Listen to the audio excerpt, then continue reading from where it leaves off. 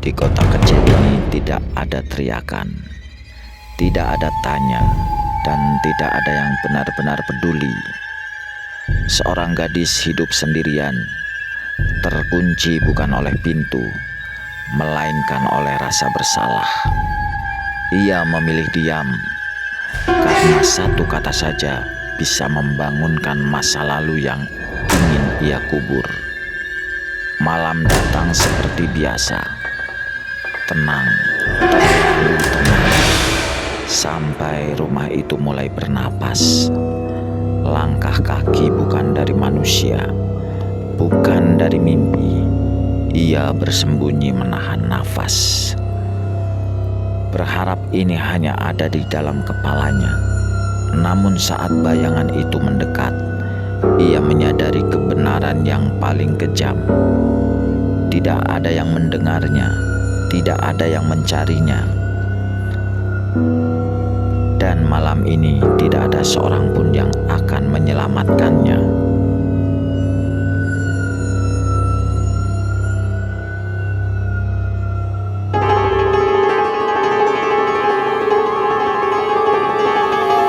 Awal film kita disuguhi pemandangan yang agak aneh. Ada sebuah rumah besar dan bagus letaknya di hutan.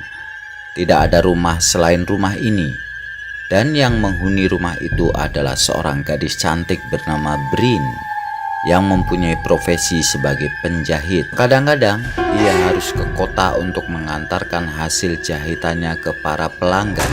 Ketika ia keluar rumah, ia melihat tanda lingkaran di halaman. Entah siapa yang membuat, Brin pun tidak peduli. Sepanjang jalan ia selalu menyapa warga kota, namun tidak ada seorang pun yang membalasnya. Bahkan senyum pun tidak. Ia pun sempat berkunjung ke pemakaman ibunya. Sesampainya di rumah, ia pun mendengar sebuah lagu yang dulu sering didengarkan bersama sahabatnya yang bernama Maude. Malam harinya, rumah Brin tampak sepi dan terlihat cukup menyeramkan, mengingat tidak ada satupun lampu yang menyala.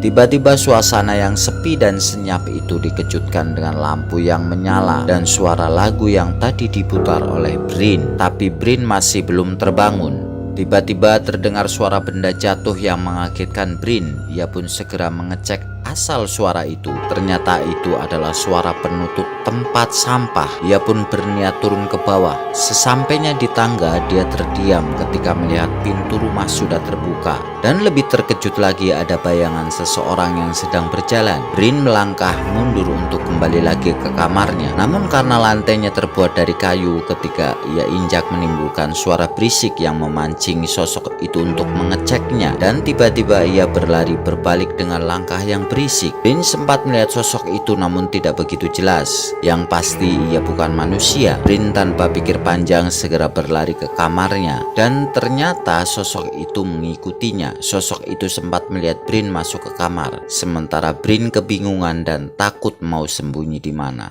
Dan sedetik kemudian makhluk itu pun muncul di kamar Brin. Ia berdiri di atas tempat tidur Brin. Dan ketika dia turun, terlihatlah kaki-kakinya yang aneh yang membuat Brin semakin menggigil ketakutan. Dan tak lama kemudian dia menghilang di balik jendela.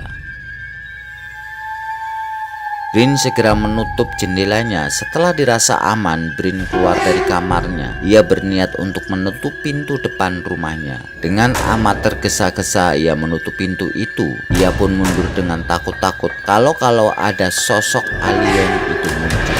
Rasa takut Brin pecah ketika tiba-tiba lampu dan musik itu menyala.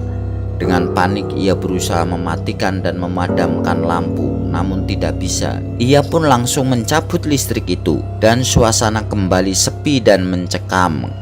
Ketika Brin berusaha untuk menelpon, tiba-tiba telepon itu mengeluarkan bunyi yang nyaring dan lampu nyala kembali. Segala perabot rumah tangga bergerak sendiri. Brin hendak keluar dari ruangan itu, namun terhenti ketika sosok itu turun dari tangga menghampirinya. Ia pun melihat sosok alien itu sedang memegang gagang telepon. Brin diam tak bergerak. Saat itulah tampak kaki-kaki sosok alien itu terlihat persis berada di depannya. Ketika Brin melihat ke atas, tampak jari-jari panjang itu bergerak perlahan. Di puncak rasa takutnya, Brin mendorong pintu kulkas dan kabur. Ia berlari menjauhi alien itu, namun tiba-tiba pintu di depannya bergerak sendiri dan menabraknya. Ia merasa kepalanya pusing sekali karena tertabrak pintu itu.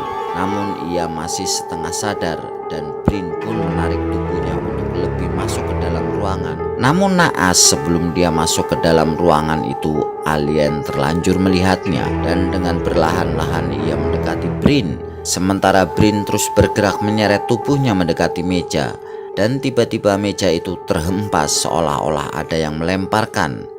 Sebelum sadar apa yang terjadi, tubuhnya seolah ada yang menarik ke belakang. Ia berusaha menahan, namun ia tidak bisa. Rupanya yang menarik tubuhnya itu adalah alien itu. Alien itu memiliki semacam tenaga telekinetik yang bisa menggerakkan benda tanpa menyentuh benda itu. Ketika badannya sekali lagi tertarik oleh alien itu, lengannya yang memegang kayu mainan secara refleks bergerak ke arah alien itu. Sejenak keduanya diam tak bergerak. Brin terdiam karena tidak menyangka dengan apa yang terjadi. Sementara alien itu diam karena meregang nyawa. Alien itu pun terjatuh di lantai. Brin shock melihat kejadian itu. Brin sadar ketika rasa sakit di kakinya begitu menyengat. Ia segera mengecek listrik dan telepon, ternyata semuanya tidak berfungsi. Ia lalu mengecek mobilnya, juga tidak berfungsi. Dengan kejadian yang dialaminya semalam, akhirnya Brin berniat ke kota untuk memastikan apa yang dialaminya juga dialami oleh penduduk kota. Lalu dengan sepedanya ia mengayuh kencang-kencang. Di perjalanan ia melihat minibus pengantar paket yang terguling. Semakin berdebar-debarlah ia. Ia lalu melanjutkan perjalanannya. Sampailah ia ke sebuah rumah seorang pria yang dikenalinya. Rumah itu tampak berantakan seolah-olah telah terjadi sesuatu yang hebat. Dan Brin pun baru sadar bahwa tanda lingkaran di situ semakin banyak. Ia lalu melanjutkan perjalanannya ke kota. Yang dia tuju adalah kantor polisi. Di kantor polisi itu ia bertemu dengan orang tua Maude, dan di situ Brin mendapatkan perlakuan yang tidak menyenangkan dari ibu Maude. Ia dengan sedih melanjutkan perjalanannya. Sepanjang jalan Brin menangis, seolah menyesali keadaan yang menimpanya. Sebuah bus antar kota tampak melintas di hadapannya. Terbersit dalam hatinya untuk pergi dari kota itu. Ia berharap dengan menjauh dari kota itu ia dapat menyelesaikan masalahnya. Di dalam bus tiba-tiba ada seorang pria yang mendekatinya. Karena merasa tidak nyaman, ia pun berniat pindah tempat duduk. Namun sebelum bergerak, tangan pria itu telah memegangnya, dan di situ Brin melihat di leher pria itu sesuatu yang bergerak-gerak. Karena takut, Brin lalu mendorongnya hingga terjatuh. Tidak cukup sampai di situ, pria itu mengejarnya. Sang sopir yang melihat ada sesuatu yang tidak beres, tiba-tiba ia mengerem busnya dan otomatis pria itu pun terjatuh. Brin lalu meninggalkan bus itu. Ia berlari sekencang-kencangnya, yang penting bisa menjauh dari orang itu. Akhirnya sampailah ia di sebuah gereja, namun semua pintu terkunci. Brin benar-benar sangat lelah. Ia pun berjalan melewati sebuah pemakaman. Ia terhenti di sebuah makam yang ternyata adalah makam sahabatnya. Angin semilir tiba-tiba berhembus. Brin menatap ke atas. Ia melihat awan tebal bergulung berarak perlahan. Ternyata awan yang disertai petir itu bukan hanya tebal tapi luas dan hampir menutupi kota itu. Brin pun berlari karena seolah-olah awan itu mengejarnya. Akhirnya tanpa sadar ia telah sampai di rumah pria tetangganya. Di situ tampak beberapa orang yang berkumpul melakukan gerakan aneh. Begitu ada Brin, mereka semua menoleh. Ternyata mereka adalah warga kota yang telah terinfeksi oleh sejenis parasit. Mereka mengadahkan tangannya ke arah awan itu. Karena tidak ingin mendapatkan masalah, Brin pun lari kembali. Dan tanpa terasa ia telah sampailah di rumahnya sendiri. Sejenak Brin ragu-ragu untuk masuk ke rumahnya karena di situ ada mayat alien. Begitu sampai di rumah, segera tercium aroma menyengat yang berasal dari alien itu. Brin menuju keluar dan melihat awan yang semakin bergulung mendekati rumahnya. Melihat awan itu, Brin bertekad untuk melawan alien itu. Ia lalu masuk ke dalam dan menyiapkan segala sesuatunya untuk melawan alien. Ia menyalakan perapian dan kompor di rumah. Lalu ia menutup semua akses yang sekiranya dapat dimasuki oleh alien itu. Ketika semua dirasa sudah siap, tiba-tiba ada selarik sinar menyilaukan menerobos masuk ke dalam rumah. Sofa yang menjadi penutup pintu itu pun terlempar dengan sendirinya. Dan yang lebih mengerikan lagi adalah tiba-tiba alien yang sudah meregang nyawa itu terangkat naik. Brin sangat ketakutan melihat hal itu. Sinar itu ternyata telah mengambil alien itu. Begitu alien itu bisa diambil, sinar pun lenyap. Sinar lenyap berganti dengan sinar yang berusaha menerobos lewat lubang-lubang jendela. Brin masuk ke dalam sebuah ruangan. Saat itu juga muncul alien yang lainnya. Brin masih belum sadar. Brin berjalan pelan-pelan agar tidak terdengar alien itu. Tiba-tiba masuk seberkas cahaya yang menyilaukan. Namun tak lama kemudian lenyap diganti dengan sosok alien lainnya yang pelan-pelan berjalan menuruni tangga. Untuk mempersenjatai, ia mengambil sebuah gunting yang kebetulan berada tak jauh darinya. Brin semakin shock. Brin tetap bersembunyi dari tangkapan alien itu. Dan di satu kesempatan, tiba-tiba alien itu sudah berada di hadapan Brin. Meja tempat ia sembunyi pun terlempar. Ketika ia menodongkan gunting ke arah alien itu, tiba-tiba ada satu kekuatan yang tidak bisa dilawannya. Gunting itu pun terlepas dari tangannya. Brin lalu mengambil apa saja yang ada di dekatnya untuk dijadikan senjata. Kebetulan yang ada di situ adalah sebuah foto dirinya dengan Maude. Seperti tadi, foto itu pun terlepas dari tangan Brin. Sejenak alien itu tampak menatap foto itu, sementara Brin sudah naik ke lantai 2. Brin terus berjalan tanpa menyadari di belakangnya telah ada alien yang siap menyerangnya. Pada akhirnya Brin sadar, namun telat. Alien itu sudah bergerak menyergap menyerangnya. Alien kali ini tampak lebih agresif dibanding alien yang satunya. Meskipun alien ini bertubuh kecil namun lincah. Untuk lepas dari sergapan alien, terpaksa Brin menggigit tangannya. Alien itu menjerit kesakitan dan melepaskan sergapannya. Brin menuju ke ruangan yang berikutnya. Ia lalu mengambil perabotan dapur, kemudian menggunakannya untuk memukul dan menyiram air panas ke alien tersebut. Alien itu pun kewalahan setelah berkali-kali terkena pukulan. Ia akan menyerang lagi namun masih ragu-ragu. Sekali lagi Brin berlari, namun tiba-tiba seberkas cahaya muncul lagi dan menahannya. Ia berusaha menarik alat dapur itu, namun seolah tersedot, alat dapur itu tidak bisa ditarik. Sementara alien itu bergerak maju perlahan-lahan. Brin pun semakin mundur menghindari kejaran alien itu. Dan dengan tiba-tiba ia menutup pintu. Alien itu mengejar dan langsung mendobrak pintu. Pintu itu pecah terkena cengkraman kuku alien itu. Ketika ia hendak membuka jendela, tiba-tiba kakinya berhasil ditahan oleh alien itu. Brin gagal keluar dari rumah melalui jendela. Saking paniknya ia menggunakan apa saja untuk dijadikan senjata.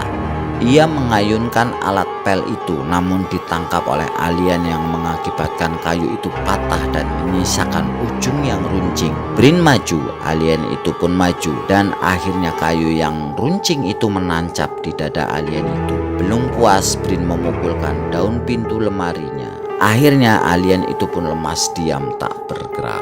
Kalau kita menyangka bahaya sudah tidak ada lagi, itu salah besar. Ternyata di atas rumah di antara pepohonan dan gelapnya malam tampak sosok besar bergerak perlahan-lahan mendekati Brin. Brin ketakutan setengah mati lalu berbalik arah untuk kabur, namun sosoknya menabrak seorang pria yang sudah terinfeksi. Pria itu lalu menyeret tubuh Brin menuju ke arah alien yang bertubuh besar itu. Tampak di langit pesawat alien itu datang, dan alien itu melakukan gerakan-gerakan aneh seolah berbicara memberi isyarat. Sementara Brin berusaha untuk melepaskan diri dari tangan pria itu, dan bertepatan dengan cahaya yang keluar dari pesawat alien, maka lepaslah pegangan pria itu, dan pria itu pun terkena tendangan Brin. Otomatis ia masuk dalam sinar itu dan tubuhnya perlahan naik ke atas. Namun tak lama tubuh itu pun terjatuh bersamaan dengan hilangnya sinar itu. Rupanya alien yang di dalam pesawat itu lebih menginginkan Brin daripada pria itu. Perhatian alien raksasa itu pun beralih kepada Brin. Brin semakin ketakutan dan ia pun lari. Alien itu tidak mendiamkan begitu saja. Ia pun mengejar Brin dengan langkah-langkah kakinya yang panjang. Brin bingung harus lari kemana. Ia mau masuk ke dalam rumah lagi, namun ketika ia melihat ke atas, sosok alien raksasa itu menggeram seolah menantang Brin. Ia lalu turun dan siap menyerang Brin. Brin pun lalu menuju mobil. Karena tidak mau buruannya lepas, alien itu pun mengejarnya. Ketika alien itu masuk juga ke mobil, Brin pun segera keluar. Namun punggungnya sempat terkena cakaran alien itu. Rupanya saking semangatnya mengejar Brin, alien itu sampai terperosok lantai mobil yang tidak kuat menahan cengkraman alien itu. Dan akhirnya alien yang terperangkap di dalam mobil itu pun meregang nyawa secara mengenaskan. Brin menarik nafas lega, sepertinya penderitaannya akan segera berakhir. Namun rupanya alien tidak cukup sampai di situ dalam usaha menangkap Brin. Ia lalu mengejar Brin dengan sinar yang mengikuti Brin. Namun sinar itu kalah cepat dengan Brin yang sudah masuk ke dalam rumah. Dan seperti biasa setelah muncul sinar putih terang, muncullah alien masuk ke dalam rumah. Alien itu masuk ke sebuah kamar yang terdapat banyak foto-foto Brin dan Maude. Alien itu sempat memperhatikan foto-foto yang ada di situ. Kesempatan ini rupanya dimanfaatkan dengan baik oleh Brin. Ia mengendap-endap di belakang alien itu. Namun sebelum dia bergerak lebih jauh, tangan alien itu bergerak dan Brin pun terlempar. Pada saat itulah seberkas sinar merah menerpa Brin yang membuatnya sama sekali tidak bisa bergerak. Matanya yang bergerak ke sana kemari. Sesaat kemudian datang alien menghampirinya. Ia berdiri tepat di hadapan Brin. Tiba-tiba seolah-olah tubuh alien bergerak memanjang dan akhirnya ia bisa berhadapan dengan Brin lebih dekat. Brin hanya bisa melihat dengan melotot ketika tiba-tiba tubuh alien itu bergerak-gerak secara tidak beraturan dan sepertinya dari dalam mulutnya akan mengeluarkan sesuatu. Dan benda yang keluar dari dalam mulut alien itu pun bergerak melayang menuju ke arah Brin. Rupanya alien ini sejenis alien parasit. Dengan perlahan-lahan akhirnya benda itu masuk ke dalam mulut Brin.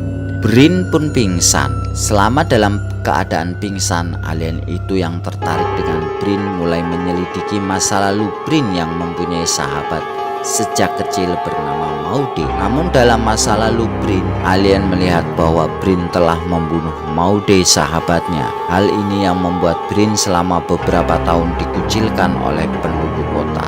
Alien yang merasa kasihan kepada Brin telah merubah pandangan orang-orang terhadap Brin. Mereka sekarang